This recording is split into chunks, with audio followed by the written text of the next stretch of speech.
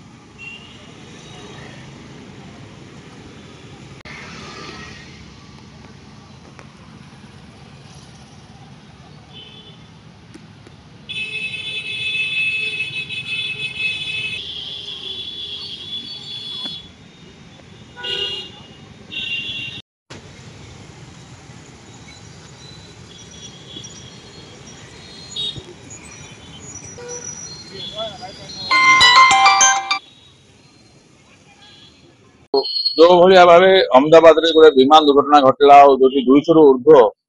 निरीह लोक से जान ना के मृत्यु आसो एभली मृत्यु आसो किए के कल्पना कर जहाँ को नहीं समग्र विश्व बर्तमान स्तब्ध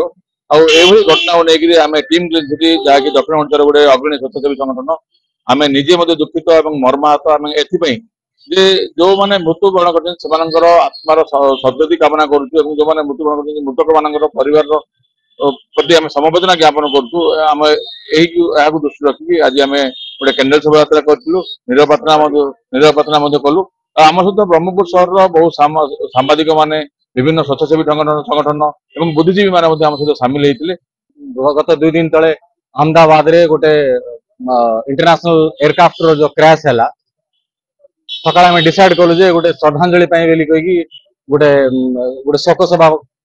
पालन करी सेम टाइम ब्रह्मपुर जी सांबादिक भाई मैंने अच्छा बढ़ी चढ़ी स्व इच्छा आम रिक्वेस्ट कलु सी निज इच्छा समस्ते सांबादिक और टीम क्लीन सदस्य समस्ते मिसिकी